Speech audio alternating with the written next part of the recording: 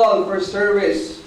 Igaligson, and that call is up to you. How will you respond sa call ni Jesus Christ? If there is a call, dapat na tubag. Amen. Igaligson, it is either you will accept it or it is either you will reject it. Hope and pray, Igaligson, that you will take positive steps para sa itong Ginoo. And right now, we will go directly to the most important part of the service, and that is the preaching of God's Word. And hope and pray that you are comfortable sa inyong mga seats karon. Handam na yung mga Biblia sa inyong mga piliran, aron na itong maabihan na. And if you have no Bible, si Galigson, na aming mga Bibles na pwede niyo ramon na daraan ng Bisaya o ganang English na rendered. So, Galigson, pwede na niyo gamiton so that you can also see it for yourselves, the verses that we are talking about. Okay? And right now, without further ado, I would like to request our pastor, Pastor James, to give to us the Word of God. Let's give him a round of applause, please. Amen. Amen. Thank you for that warm welcome. Salamat mga kaigsuunan. Praise and thank the Lord for this wonderful opportunity. Nga again, makawali sa pulong sa Ginoo ngadhi kanatong tanan. This is our Fellowship Sunday, the last Sunday of the month of July. 5 months na lang, Pasko na. So, hapit na. Gamay na lang kulang. We praise and thank the Lord no nga maayo kayo ang Ginoo sa ato ang mga kinabuhi, allowing us to be gathered here in the house of worship. So mga pinangga, sa walay langan, I would like to ask everybody to please stand up. Manindog ta mga kaigsuunan. Let us all stand up, please, and open your Bibles with me in the book of Galatians, chapter 4. In the book of Galatians, mga kaigsuunan, chapter 4. And if you happen to find your place in the book of Galatians, chapter 4, can you please say aloud, Amen? Amen. Would like to read before us this morning, verses 1 down to verse 11. The Bible says, "Now I say that the heir, as long as he is a child, differeth nothing from a servant, though he be Lord of all, but is under tutors and governors until the time appointed of the Father. Even so we, when we were children, were in bondage under the elements of the world. But when the fullness of time was come, God sent forth His Son, made of a woman, made under the law, to redeem them that were under the law, that we might receive the adoptions of sons. And because ye are sons, God hath sent forth the Spirit of His Son into your heart, crying, Abba, Father. Wherefore thou art no more a servant, but a son. And if a son, then an heir of God through Christ. Howbeit then, when ye knew not God, ye did service unto them which by nature are no gods. But now, after that ye have known God, or rather are known of God, how turn ye again to the weak and beggarly elements, whereunto ye desire again to be in bondage? Ye observe days and months and times and years. I am afraid of you, lest I have bestowed upon you labor in vain. Let's pray. Father God, we thank you, Lord, for your love, your goodness toward us. Salamat, Ginoo, sa imong paghatag og kaalam sa imong ubos nga lagad karon. Your servant that is unworthy to preach before these people. I pray, Lord, nga through the power of the Spirit and for Jesus Christ's sake, panalangin ni imong pulong Ginong Dios. And Lord, let your servant not be seen, Ginong Dios, because I am the hindrance of this message. Ako ang nakababa, Ginoo, because of me. This message could not reach the hearts of these people, but Lord, for Jesus Christ's sake, I pray that you would touch the hearts of these people, and to the power of your word, May you change lives, transform lives, Lord, in Jesus' name. Amen. Amen. Palihog manglingkod tang tanan.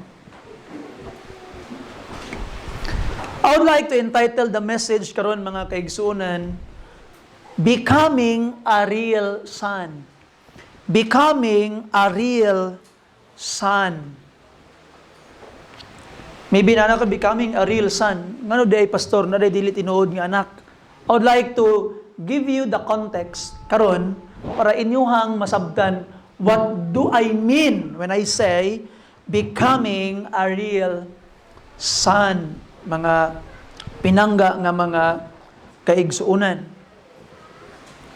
By the way, for our visitors, this is lesson of the book of Galatians chapter 4 because every services ang atong lesson is taken from the book of Galatians.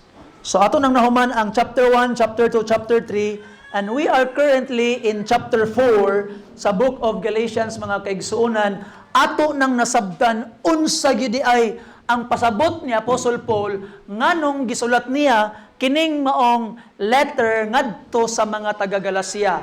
We already understood that there are a lot of attackers, mga kalaban ni Apostle Paul, mga kaigsuonan in Galatians, nga sige pangaway kang Apostle Paul, sige pangdaot sa iya. They are telling the Apostle Paul and telling the people that the Apostle Paul is not a true apostle. Iyang mensahe dili tinuod ug wala siya authority from the Lord Jesus Christ. And we know from chapter 1 and chapter 2, Apostle Paul iyang gitawag nga gi-establish nga tinuod ang iyang mensahe. Iyang gipakita nga ang iyang mensahe way kalahian sa mga apostles nga nauna niya. And ato makit-an mga kaigsuonan starting from chapter 3 until in our chapter 4 karon mga kaigsuonan, Apostle Paul is now defending the gospel by explaining to the Galatians nga mali ang ilang ginatuuhan. And he is now trying to attack ang dili mao nga maayong balita nga ginawali sa mga kalaban niya diri sa Galacia mga kaigsuonan. In our text karon, there is a comparison nga atong dapat pagalantawon. The comparison of a servant and a son. Servant and a son. Ato nang pagalantawon karon mga pinangga nga mga kaigsuonan. Hindi ako maglangan pa. If you wanted to learn more about the background of the whole Galatians, ang messages mga kaigsuonan is available for us, for you, dito sa Facebook and sa YouTube mga kaigsuonan. Just look for our page and makita nimo atong series of messages mga pinangga. And I'm very, very blessed, no? People are contacting me. People are telling me, Pastor, salamat kayo sa mensahe, Pastor. Pastor, we have heard. Pastor, salamat kayo sa imuhang series in the book of Corinthians and Galatians. We are so blessed and amuang na sabtan ang pulong sa Ginoo. You see, and it really encouraged me to study more, to look at the Bible more, and to preach the Word of God purely o walay sagol mga kaigsuonan. Now, by this time, let's go to ang text. Natay ingon sa itong text mga kaigsuonan that is very, very practical. Naima itong text in verse 1, Now I say that the heir, ang tagapagmana, wala kuno'y kalahian sa sulugoon samtang siya bata pa, bisan pa nga siya ang tag-iya sa tanan.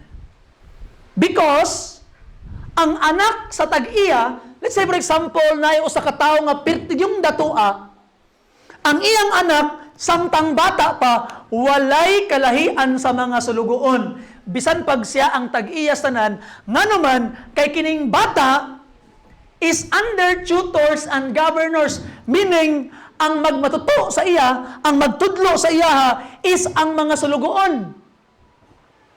Tungod kay, bata pa siya.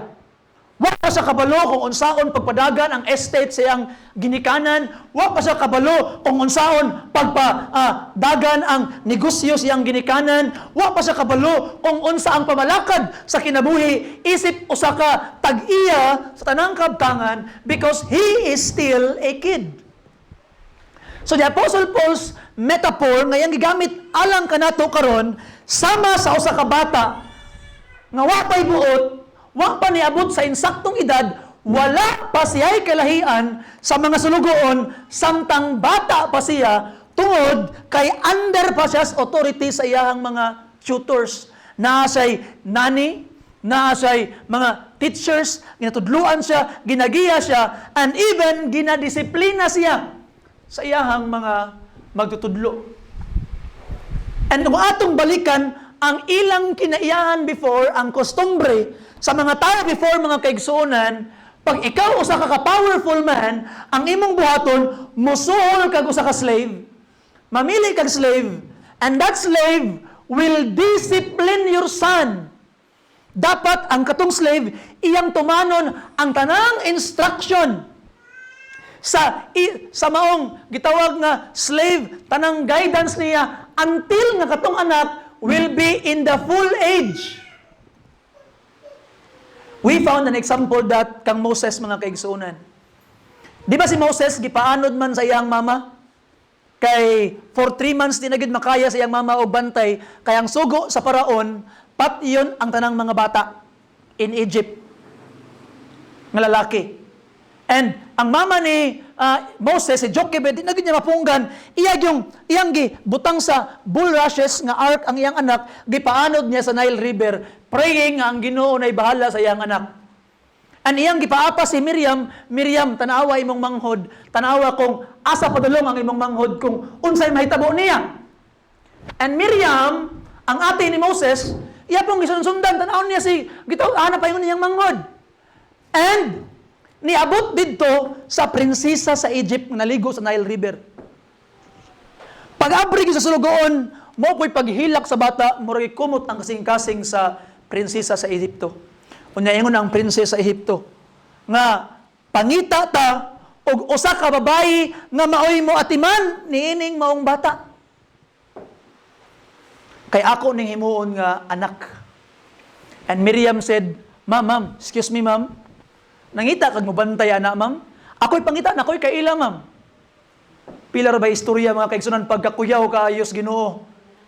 Ang inahan ra gyapon ni atiman siyang kagulingong anak, ang nagprotektar pa ang prinsesa sa Ehipto ug ang nagpakaon ang mga Egyptians, ang nagprovide ang pangdayaper, ang panggatas ang Egyptians.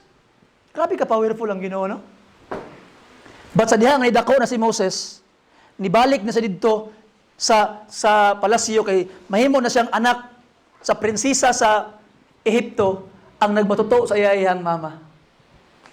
And that is what is happening in our text, mga kaigsuonan. Ginasugo sa usa ka powerful man ang usa ka slave nga imatuto ang iyang anak, and in the right age iyan ang kwaon. Kay para mahimo nang tagapagmana sa iyang estate. Now look at this. Sa verse 3, even so we. Look at that. Ang katong metaphor, mga kaigsuonan nga gihatag ni Moses, nahimo na siya og simile. Even so we. Susama kita pod. So Moses is comparing our situation sa usa ka bata nga giatiman sa iyang teacher, sa iyang tutor, sa iyang nani nga gapadako. Kita pod sama pod ay taana ingon pa ni Paul. Even so we, when we were children, were in bondage under the elements of the world.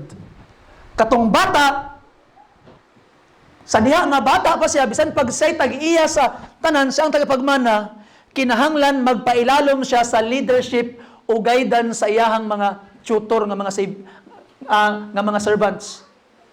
Kita pod, when we were children, we are under bondage. We are under the elements of the world. What does it mean? Kita mga kaigsunan, we are under rules.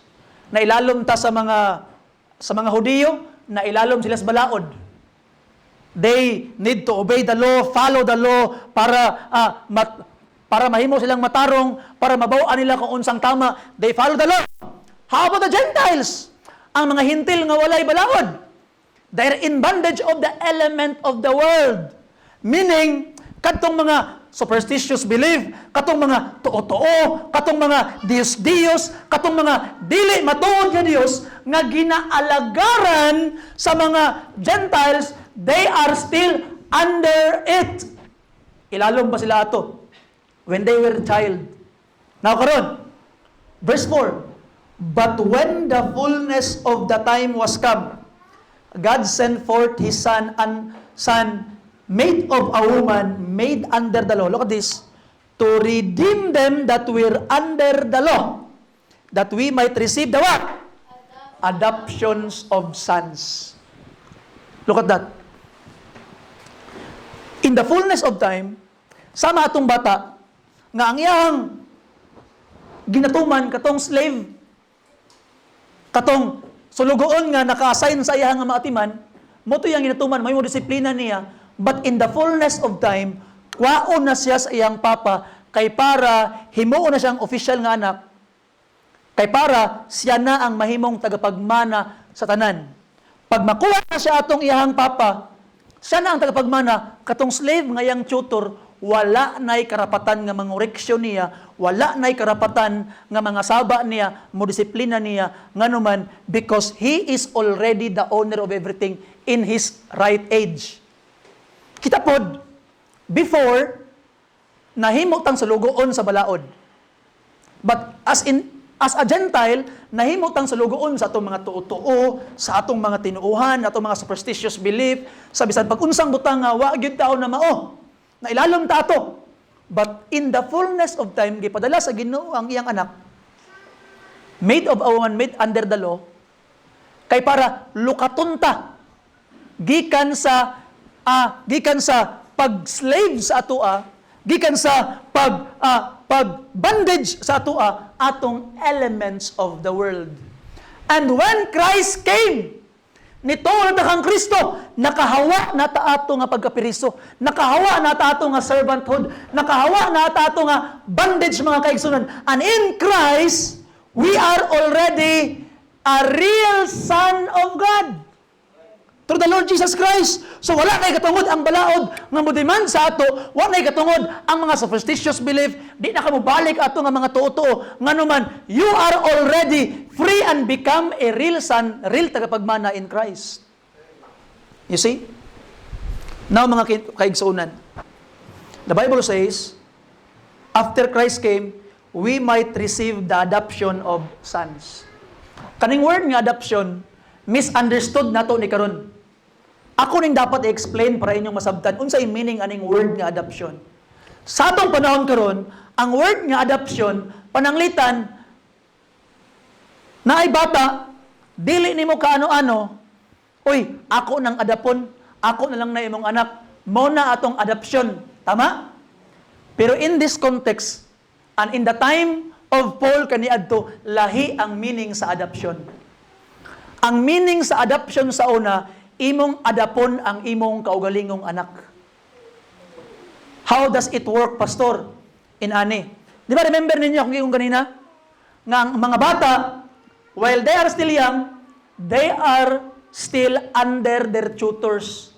Ang katong mga slave, nga tigbantay, tigdisiplina nila, maupay mag-atiman nila o mo-disiplina nila.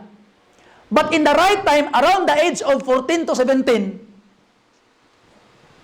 kwaon na sila sa ilang papa, ilan ang biyaan ang ilang mga dulaan, ilan ang biyaan ang daang mga kinaiyahan, and then muuban na sila silang papa, hubo na ito nila ilang sinina nga pambata, o ilan ang sulubon ang robe of an heir.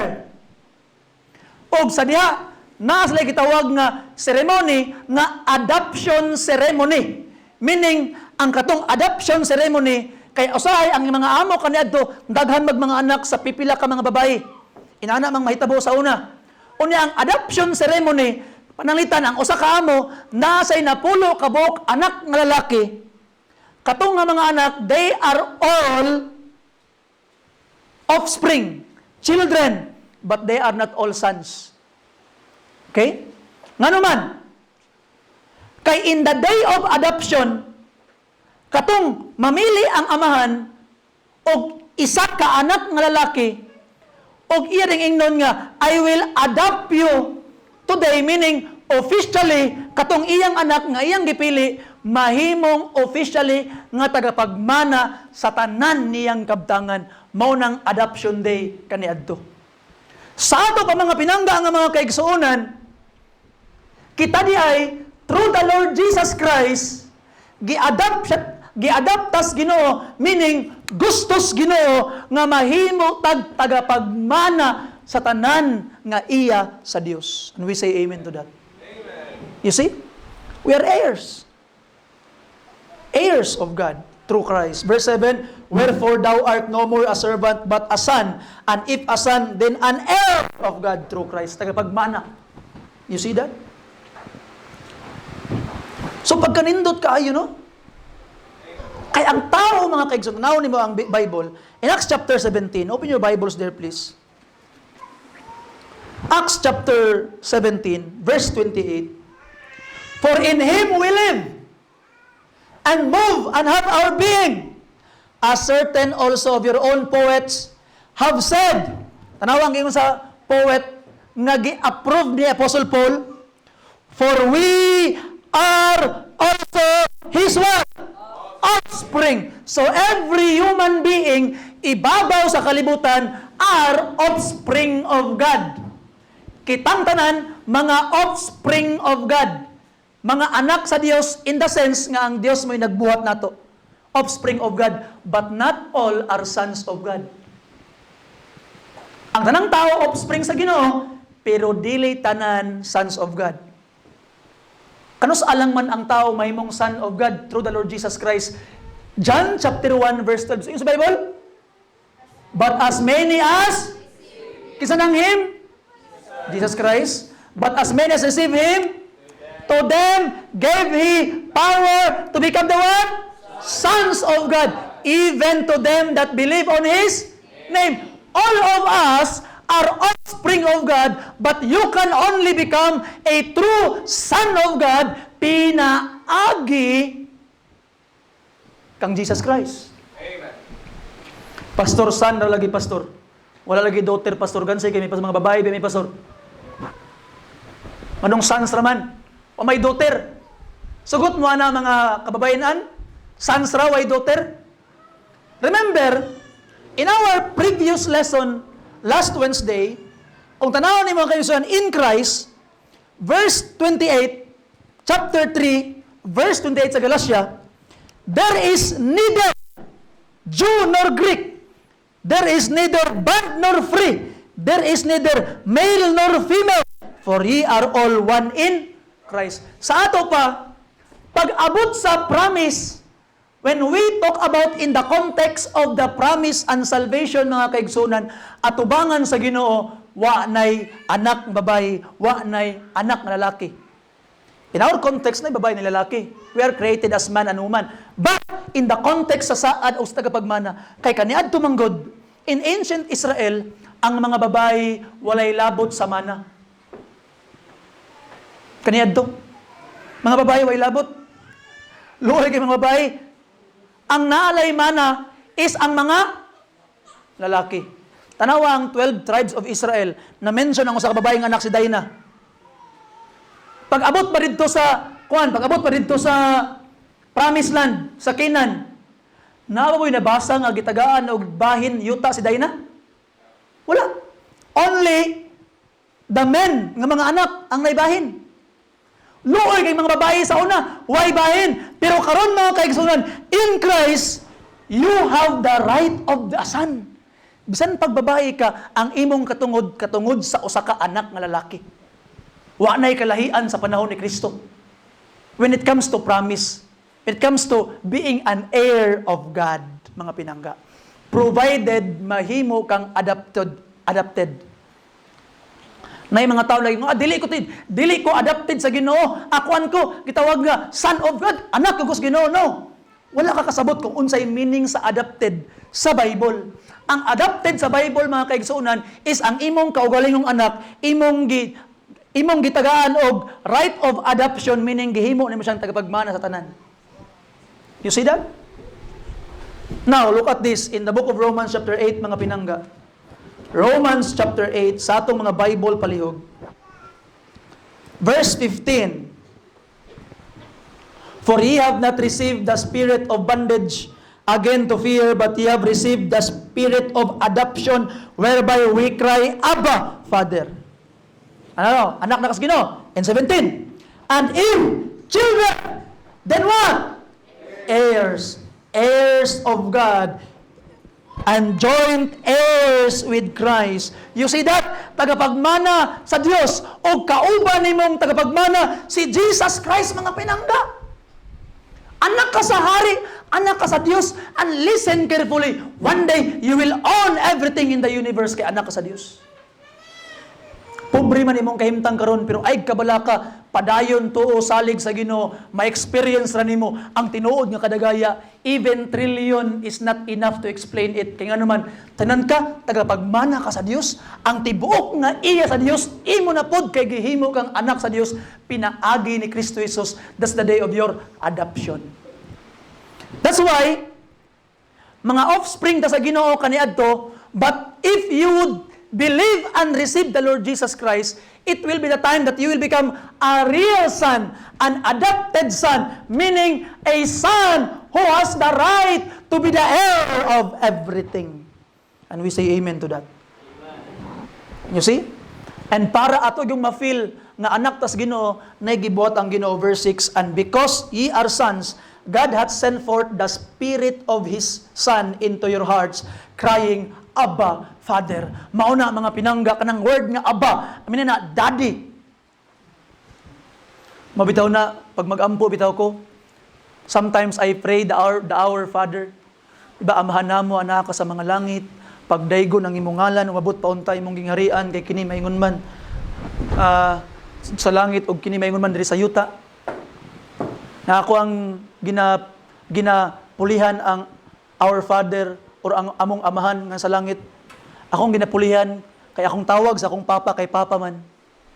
Akong papa nga naa sa langit. To make it very, very personal. Kaya nag-ingon ang Bible, when you receive the Lord Jesus Christ, the Father is your Abba. Kanang Abba, muna kanang Daddy.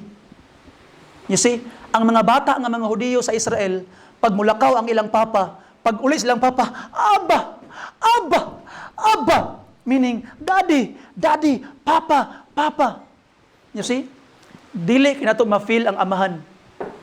Usay atong tawgon og amahan atong mga papa kay gara-gara, hoy amahan, abot lay ka amahan. So atong anaon atong mga papa, amahan. Oh, aman sa inahan, so atong ginaana. Pero when we are trying to talk to them with affection, atong ginaingon ma, pa.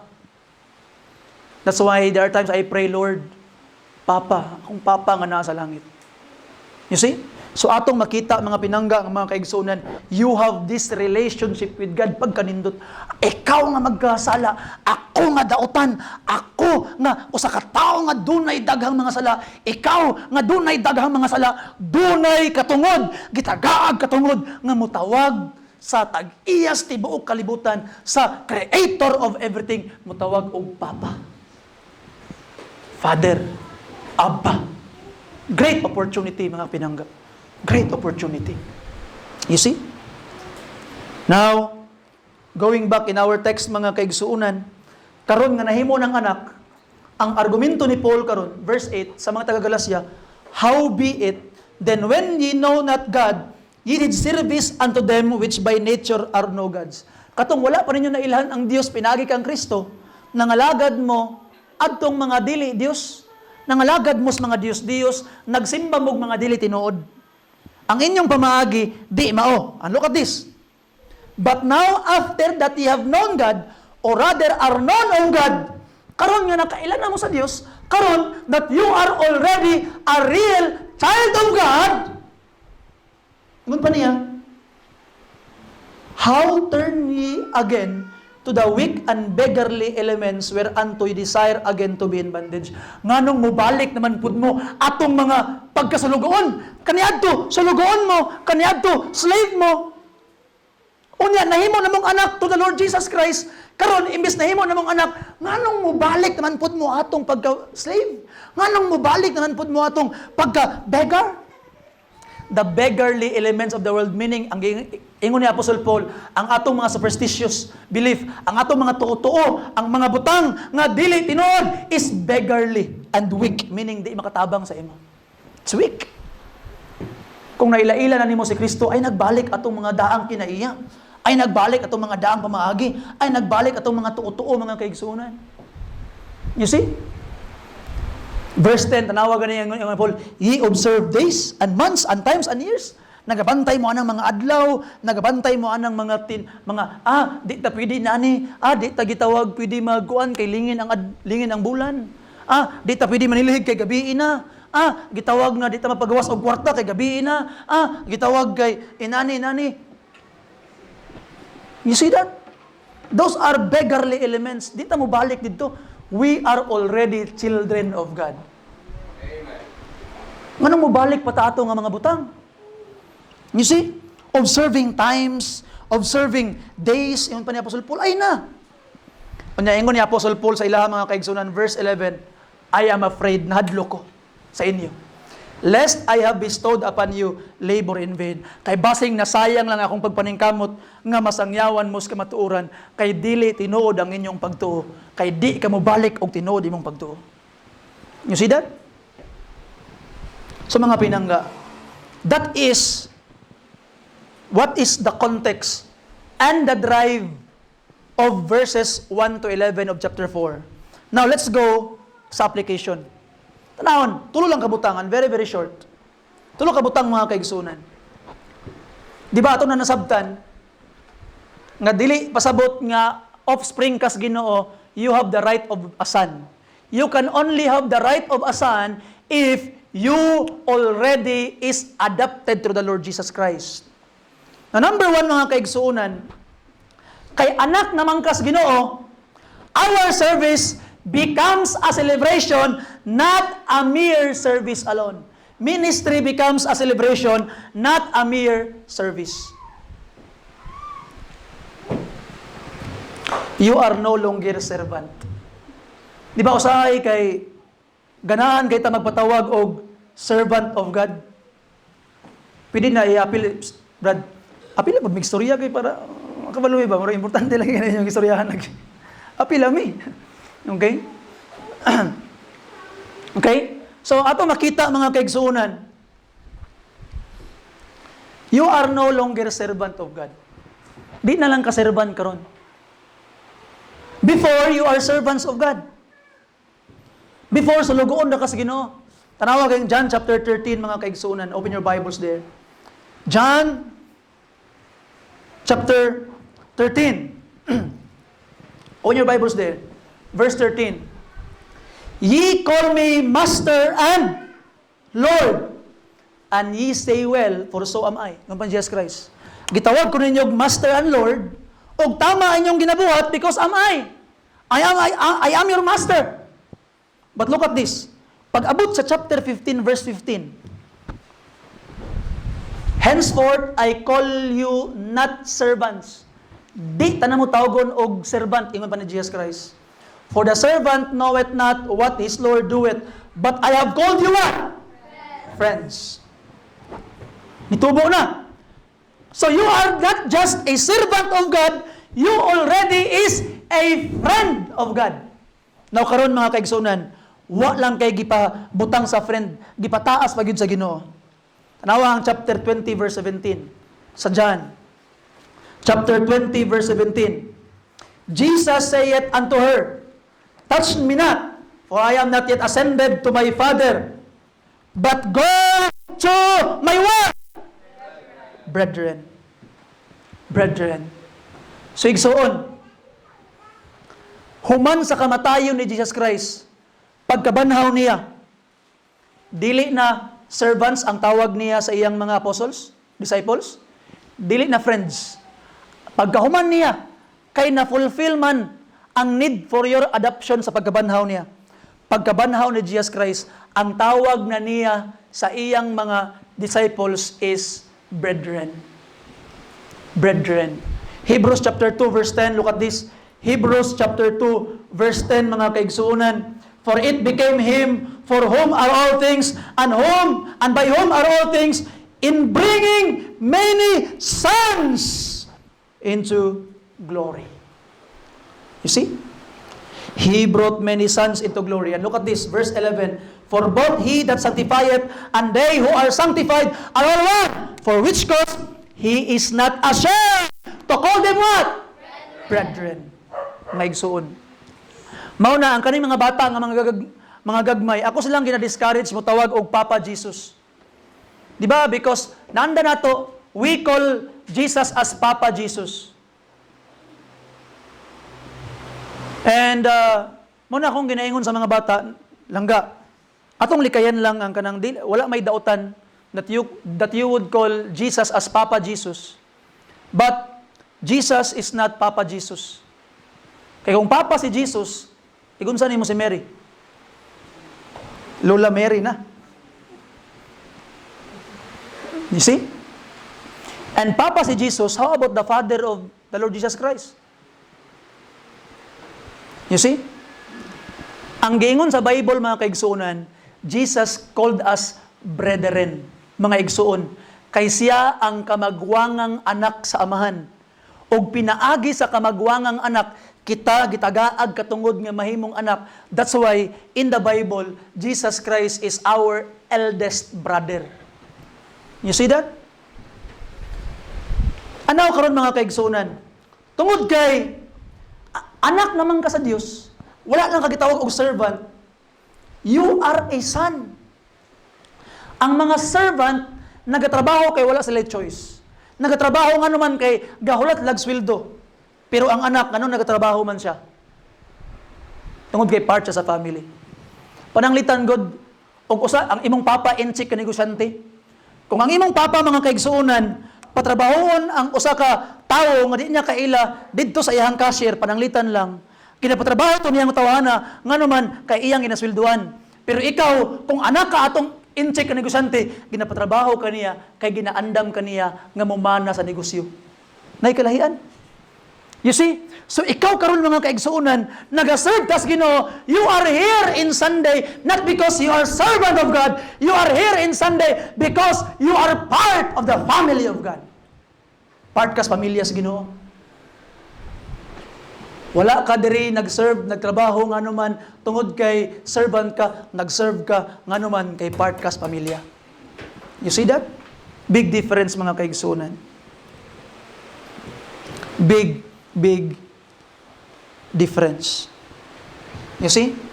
So I hope we will celebrate ang atong pagpangalagad sa Ginoo. Nganong galagad ka sa Ginoo, dili tungod kay sa lugoon ka. Ato nang i-change na to na. Ato na nang i-reason. Dili na ta mga servants of God. We are all children of God. Amen? Okay, anak naman kas Ginoo, ang imong pagtrabaho, ang imong pagpaningkamot mga pinangga is tungod kay part kas family. Now number 2. And now that you are already a grown-up son of God through the Lord Jesus Christ, di na ka-child nga, no difference with a slave. If you are already a son of God, genuine son of God, then act as a grown-up son. Act as a grown-up son.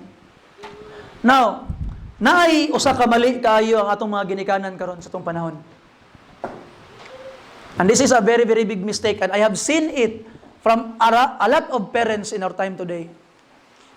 Nga naman nga atong ginadisiplina atong mga anak.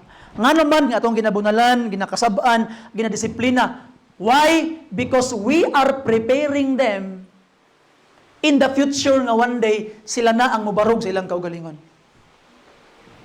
Kinakasab-an ni mong anak, ginakoreksyonan ni mong anak, ginadisiplina ni mong anak. Nga naman, kay imong purpose, para makabalo sila unsay tama, makabalo sila kung unsa ang dapat nilang buhaton, pag sila na lang.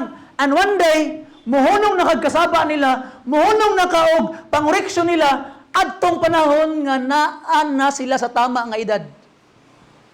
Sultian di ka, kung ang imong anak naan na sa tama nga edad, pero grabe gyapon ka mangoreksyon, grabe gyapon ka mga saba, ang imong anak hangtod sa hangtod wa gyapon buot perminti.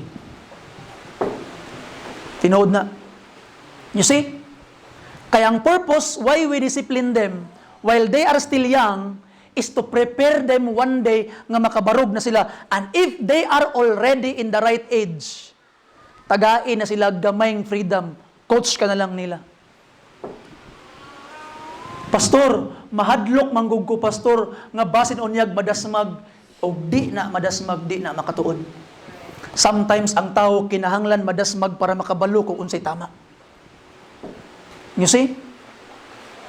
And kinsa man ang mga tao nga mga pinaka-successful nga atong mailhan diri sa kalibutan, kadtong mga tao nga kapilanan nga dasmag silang mga kinabuhi. O kadtong mga tao nga naniguang na pampered gyapon sa ilang mga ginikanan, protektado gyapon sa mga ginikanan, ang ending way nakabot sa ilang kinabuhi. And the moment nga namatay na ang ilang ginikanan, ayha pa sila nagsugod og build up og ilang matawag nga ila. And that's a big problem mga pinangga. You see? Now, tanawa ang Ginoo. Let's go back and look at God. Ang Ginoo, kaya kay niya kontrolon ang mga tamang anak na sa Dios. Kaya kay niya kontrolon nga, oh David, magpakasala na ka David, oh punggan ako, di ka makasala, punggan di ka, ayaw David. Oy, gitawag nga Moses, magpakasala na ka, oy, punggan ako, ayaw Moses. Kaya na sa Ginoo. Si David, si Moses, si Samson, all of those men of God, kaya punggan sa Ginoo, ayha nila buhaton ang ilang sala. Pero nga naman, bisan pagkita ng Ginoo nga ginabuhat na ni David, ginabuhat na ni Samson, ginabuhat na ni Abraham, ginabuhat na ni Solomon, ang maong sala, nganong niingon ng Ginoo, sagdan di ka, padayon diya, di ta kahilabtan. Nga naman, when they already grow up, God must allow them to stumble for them to learn their lesson. Kay magsigilag stop ang Ginoo, imbis kay magpakasala na si David, gipunggan sa Ginoo diretso, iyang gipamper kayo, they will not grow up and they will not learn. You see? I told people nga sometimes, atong itugot ang atong mga anak na madasmag, but be sure pag madasmag sila, naa ka para mapunit sa ilaha pag-usap. Anara. Kay listen carefully mga kaigsunan, mo na gibuhat sa Ginoo. Kaya kontrolon sa Ginoo nga punggan si David, punggan tong mga men of God nga dili makasala, pero wa niya gipunggan. Kay ngano man sometimes kinahanglan malagapak ang tao para maka-learn kung unsay insakto. And now that we are grown up, ngano man ang kanang pananitan sa ako we grow up nga kulatado mi sa mga ginikanan. Pangutan-an na ako ang mga manghod. Mangdugo ang mga baba sa una, laparuhan mi nang kanabitong dili sandugo. Parinti na sandugo kanabitong sinilas bitaw nga kanang gihiwa ang lapalapa sa ligid. Kanang gumang ligid ang lapalapa ba. Basta kanang sinilas bitaw nga hinimo sa Pilipinas, unya ang ligid kay kanang ligid 10 wheelers nga gitabas then gihimo og lapalapa. Akong mama sa unab tubaga, paka! Basta kay lakra ang spike sa sunggo. Niya mo kuha tong sundang, mupiyong ko, patay. Di ka kalikaya, patay ka. Grabe to mong mama. But one thing I notice ayaha, believe lang buko sa akong mama. Pagtungtong na ako, og 4th year high school, wa nagig ko niya sukad kasabi. Wa na gyud. She started trusting me. She started, bala kuya, unsa may mong plano kuya. You see? I did not made right decisions. Wala ko nakahimog desisyon nga daghan kog mali nga desisyon. Nadasmag ko, naligid ko. But I have learned from it. Igsoon, mas may pa ug mas early maguba ang kinabuhi. Kay napay taas nga time nga i-fix. Kay pero sige nimo bantay, wa gid tawo naguba ang kinabuhi, wa gid tawo naguba.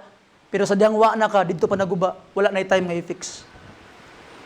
So ato makita mga pinangga nga mga kaigsunan, we must allow them to learn their lesson. Coach na lang ka. You see, dili na ikaw tong gitawag mo step by step mo ni buhaton. Human na to katong bata pa siya. When he is in the right age, let them decide. Sa mas gibuhat sa Ginoo mga kaigsunan. And now, if you are a real son already, tinuod na ka nga anak sa Ginoo, di na kinahanglan ang Ginoo nga step by step pang balaod nga isulti sa imuha. Gihunong na sa Ginoo when you become a child of God. Kay nga naman, nag-expect na ang Dios when you receive the Lord Jesus Christ, di na nimo kinahanglan ang balaod kay kabalo na ka kung unsa imong angay buhaton. That's the case there. You see? That's the case, mga pinangga. But the problem of our time today, in Hebrews chapter 5, look at this. Verse 12, For the time ye are teachers, ye have need that one teach you again, which be the first principles of the oracles of God, and are become such as have need of milk, and not of strong drink. Many Christians did not grow up. Wagid ni tubo, nagpabiling bata. So by the grace of God, we grow up to the Lord Jesus Christ. And when we grow up to the Lord Jesus Christ, we act as one. Amen? Na number 3 and number last mga kaigsunan. Sama sa giingon ni Apostle Paul, why are you drifting again? Nganong gabalik naman mo dito sa old elements. So number 3 mga kaigsunan, don't go back to being a child after becoming a full-fledged son. Don't go back to being a child. No difference with a servant after being a full-fledged son. Murtag nibalik sa pagkabata. So ato makita mga kaigsunan, according to the Apostle Paul, kanidang mga tuo-tuo, mga tinuuhan, mga bisag unsang mga tinuuhan, bisag unsang mga superstitious belief, ingon pa ni Apostle Paul kung siya mong pangutanon, it is the religion of infants. Relihiyon sa mga way buot. You see? Og masuko mo, di mo masuko sa ako, masuko mo kang Paul, kay mo na iyang gingon. Nganong mobalik man ka of being a child? Nganong mobalik man ka sa relihiyon sa mga way buot? So di na ta mobalik sa relihiyon sa way buot mga kaigsunan when you know the Lord Jesus Christ. Kaysa diha nga naila-ila nimo si Kristo, nakaangkon nakagbuot, you grow up as a full-fledged son. Don't go back sa relihiyon sa mga way buot. You don't need to go back to those strict guidance, di ba? Kinsa man ang dapat giyahan gyud. Ang mga bata, step 1 mao ni buhaton, step 2 mao ni buhaton, di ba? Katong bata pa ka pag maglungag ka, nak maglungag ka na ka, ang imong una buhaton nak, magtakos kag tubig, kanang kuan na kanang bugas, ibutang nimo sa kaldero tulo ka takos, imong butang tubig, imong kislanak, paghuman nak, imong iyabunak, paghuman nimo yabo, dungan nimo tubig, sukdo nimo, pag maabot diring tubig nak, okay na to, paghuman itak-ang bantay, pag mubukal na, hinayi, pag mahinay na, tanawa og nauga na ba, pag nauga na, nahubas na, palunga, taklobi ay abrihi para maluto. Step by step, pwede mong tudlo sa imong anak. Katong gagmay pa. Pero karon nga dagko na, di na mo na imong anak. Di na imong naon. Mo anak imong nak paglungag na. Kay you expect him nga kabalo na siya kung unsa ang iyang buhaton. Kita pod yung mga Kristohanon, mauna nga we are no longer under the law. Di na kinahanglan nga step 1, step 2, step 3. Ngano man, when we receive Jesus Christ, nag-expect ang amahan nga kabalo na ka kung unsa imong buhaton. You're a grown-up child. You see? And don't go back. Ay na pagpabalik pas balaod. Ay na pagpabalik pas 10 commandments. Ay nagbalik pa ani nga mga rules. Nga naman, ang kadtong mga rules, para lang to sa mga wapay buot. Di pa kabalo unsa ilang angay buhaton. You see? And if you are already a grown-up child today, you know what to do as a Christian. You know what to do as a believer. Ang imong relationship with God is a blood-bought relationship. Gibay rag dugo. Ayaw sayangi mga kaigsunan. We need to grow up. And Christ will make you grow. As I close, and I would like to conclude, pinaagi sa I think it is the best illustration of what we have heard today. Remember the prodigal son? Kinsay nakadumdum sa prodigal son? Amen. Kasabot mo sa meaning sa prodigal? Ang prodigal is the antonym of frugal. Ang frugal, inot. Ang prodigal, gastador. So, ang meaning sa prodigal is gastador nga anak. Now, the prodigal son Ato makita mga kaigsunan, di ba? Gipangayo, niya tanan niyang kwarta siyang papa, yang mana. And he go to the far, far away country. Anak siya, remember, anak siya. Giwaldas niya tanan, nibalik siya, nagpabadlong sa didto. Hangtod nga nahurot ang iyang kwarta. Wala na siya makaon, nikaon na siya og bahog sa baboy. Nakauna-una siya, mabalik ko sa akong papa. Mauli ko. Pagbalik niya didto, unsa iyang giingon? Pa! Wa na ko'y katungod, nga tawag ko ni mong anak. Himuan ako imong sulugoon. You see? Nakasala ko sa langit, nakasala ako sa yuta. Nakasala ko sa imo. Wa na ko'y katungod nga mahimo ni mong anak. Kaya yang una-una, may pasbalay, kay naay mga servant, mga sulugoon didto. Nga sakto sila, gaon ako din, mamatay ko sa gutom. So, iyan ang gilimtan ang iyang pagkaanak. Nibalik sa siyang papa kay para mahimong sulugoon. Pero lahi ang gusto sa iyang papa. Pagbalik niya mga kaigsuunan, gisuluban sag singsing, gibutangan sag sinilas, gitagaan sag sinina, nganuman dili ka mo balik pagkasulugoon. Gusto nako anak ra gihapon tika. And if you go back to the world today, and if you go back to those superstitious belief, if you go back aning mga pagtuo nga wa na mao, mura kag sama atong prodigal son nga nibalik sa Dios, Lord God, pasensya Ginoo, di na ko nimo anak, sulugoon na ko nimo karon. Igsuon asa may imong gusto, anak sa Dios or sulugoon sa Dios. Ingon ni Kristo, wa tanamo gitawag og sulugoon. Wa na ulaw si Kristo nga gitawag kag igsuon in Hebrews chapter 2 verse 10. So ay kalimot imong status. Ang imong status karon anak sa Dios. You are a child of God. Ay nagbalik. Ay nagbalik atong pagkasulugoon. Kay kung sulugoon ka, rules after rules after rules after rules. Nga imo ang gitawag nga tumanon. Step 1, step 2, tumanon gid nimo. But now that you are a child of God, Christ's Spirit is in you. The Spirit of Christ will guide you. And kabalo na ka kung unsa imong buhaton through the guidance of God who is in you. So igsuon, atong pasalamatan ng Ginoo. Kay di ta mga sulugoon sa Dios karon. Mga anak nata sa Dios, pinaagi ni Kristo. Through the adoption. Itong adoption gani, gihimo kang tagapagmana sa tanan sa Ginoo. Palihog manindog ang tanan. Let us pray. Father God, salamat sa imong kaayo, imong gugma. Thank you, Lord, for your goodness, your love toward us. Thank you, Lord, for these people who are gathered para sa pagsimbag, alagad kanimo Ginoo. I pray that you'd bless, empower us, guide us, give us blessing, Lord. And even among fellowship karong hapon Ginoo, ikaw magauban. And I pray, Lord, nga tabangan mi nimo Ginoo, panalanginan mi nimo Ginoo, tudloi mi Ginoo kung unsa among angay buhaton sa among mga kinabuhi. Pasayloa mi sa among mga sala kay wa gid mi mabuhat amahan. I pray that you'd bless these people, guide them, and may the message find place in our hearts. In Jesus' name. Palihog padayon sa pagbarog for our invitation.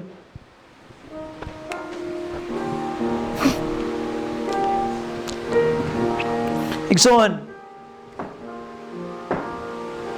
Wa ba ka nalipay?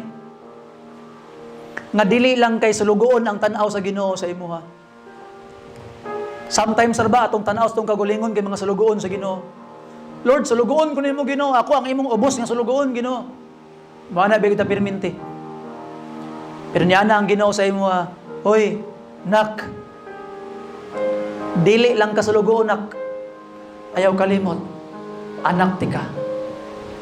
Kay anak man tika. Tanan nga ako, imupod. Ikaw ang tagapagmana sa tanan. So, igsoon,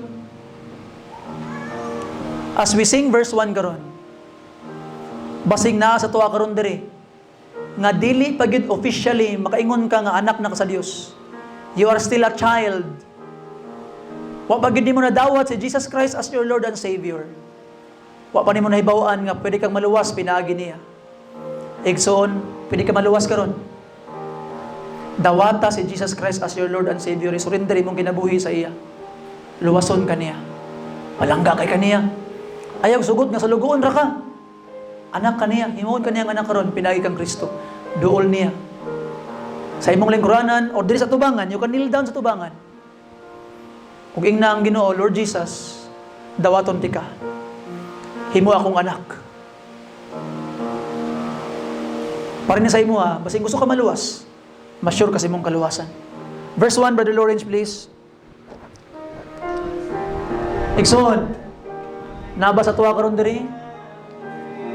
Nga gusto ka mahimong sigurado nga mahimo na gyud kang anak sa Dios. Luhod sa tubangan sa Ginoo. Ug dawata siya nga mahimo nimong Ginoo ug manluluwas. Lord Jesus, please help me, make me a real son. Himo akong tinuod nga anak. Himo akong tinuod nga anak. Gusto ko ma-sure nga mahimo akong tinuod nimo nga anak. Dili lang kay servant ko Ginoo. Anak na ko nimo. And as we sing verse 2, maybe na yung mga anak sa Dios karon diri nga imong pasalamatan ang Ginoo. Lord, salamat Ginoo. Na-realize na ako Ginoong Dios nga akong katungod di lang kay sa lugoon, akong katungod anak ko nimo. Salamat Ginoo kay anak na ko nimo. The altar is open for you. As we sing verse 2, para ni sa imo. You come, duls tubangan, kneel down, pasalamati ang Ginoo, pasalamati ang imong Papa nga naa sa langit. Verse 2, please.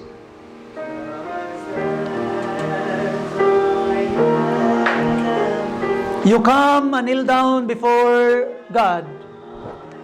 Anak ka niya. Salamati ang Ginoo, Lord. Salamat kay Ginoo. Ako manday ang tag-iyas tanan.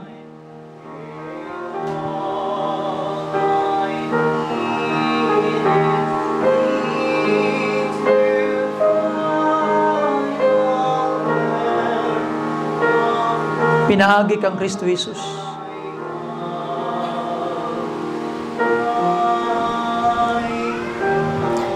Maybe there are things that you wanted to talk to God na kay sumbong sa Ginoo, na kay pangayoon sa iya, na kay gusto istorya sa tuang Ginoo, mga kaigsunan. It's your time to come. Para ni sa imo ang last verse. Kasi na kay gusto isumbong sa Ginoo, na yung mga kabugaton ng imong kasing-kasing nga nagalisod na kagpasan. Igsoon, it's your time to come. Kneel down to God. Para ni sa imo ha. Last verse please.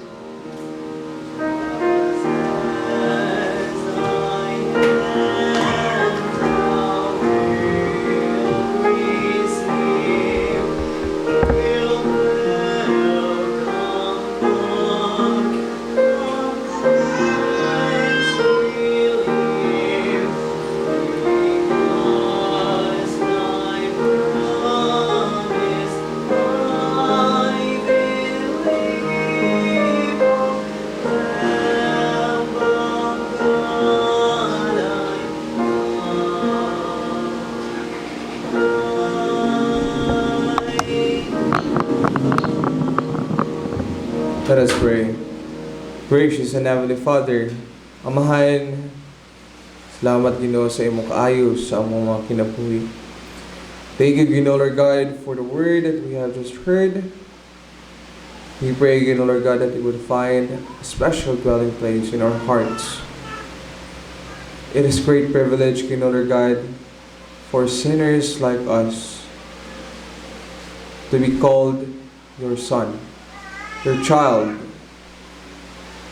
Amahan,